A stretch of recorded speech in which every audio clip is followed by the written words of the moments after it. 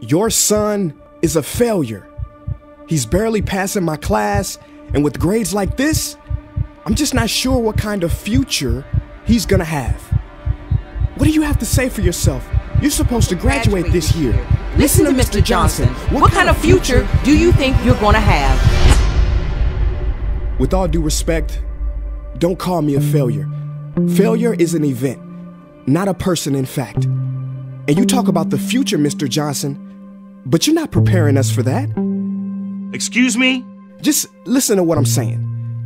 This should be good. Would you agree that in the future, most careers will become automated?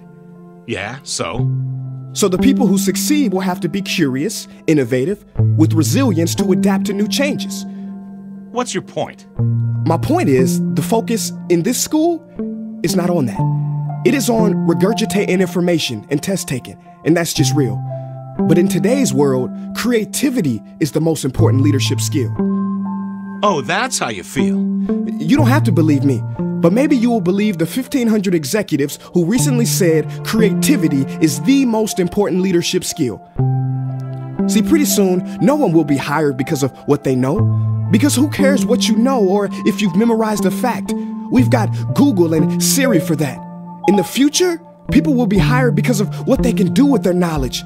Can they creatively solve real-world problems, not just follow instructions or directions and bubble in multiple choice questions? So, Mom, that's why I'm stressed, because these robotic tasks we learn in school should stop. Because no one can do a robot's job better than a robot. Billionaire founder of Alibaba, Jack Ma, said that we should not compete with artificial intelligence, but instead focus on developing unique human intelligence. Mr. Johnson, drills are for teeth, not the human mind. So these repetitive knowledge-based tasks we must leave behind. Or in the future, you're gonna find a lot of people graduating out of your class right into the unemployment line. See, many top companies today don't look at grades. Mom, that old way is expiring. Google has been quoted as saying GPAs are worthless criteria for hiring. Founder of Tesla, Elon Musk, agrees. So I say this with unease and sorrow. If you continue to teach today as you taught yesterday, then you rob us students of tomorrow. Mr. Johnson, I'm gonna keep it real with you. Sometimes sitting in your class is tough. I'm constantly thinking, if I don't look up at the clock, maybe it'll speed up. So I listen to you do my work and pay attention, feeling like an hour had to have gone by. But it was only 3 minutes. So if you wonder why we're bored in class, look, you want to get a kid to hate reading? Give them this, a school textbook. And some people think it's our fault, and that hurts me. They say you can lead a horse to water, but you can't make him drink.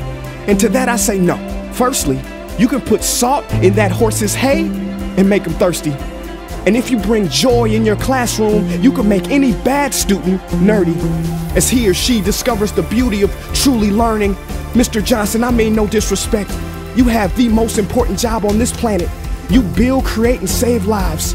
But if you really care about my future, like you say, then you have to fully commit and ask yourself honestly, how do I prepare a child for a future that doesn't yet exist? Here's a hint. The answer is not found in this. It's using this and this. See, in the future, we will need more passion and compassion. People with inspired hearts and wisdom to uplift this planet. And Mom, I love you, but can I be real? Go ahead. You want to know one of the biggest factors for childhood success? It's not IQ, it's family meals. And we haven't had one of those in a while. See, I know sometimes you don't feel proud, because I may not be a straight A student, but I'm not stupid. These tests may be 70% of my grade, but they're 0% of my future. But don't worry, I'll pass this class and get through this. But I need you to give me the space I need to be me and live true. Because the best feeling in the world is that your own parents get you. There's a passage in a book called The Prophet by Khalil Gibran. And if you don't mind, I'd love to share it with you. Go ahead. See, he says, your children are not your children. They are the sons and daughters of life longing for itself. They come through you, but not from you. And though they are with you, they do not belong to you. You may give them your love, but not your thoughts, for they have their own thoughts. You may house their bodies, but not their souls, for their souls dwell in the house of tomorrow. So, Mom, I'd appreciate it if you give me the love that I need to pursue my dreams.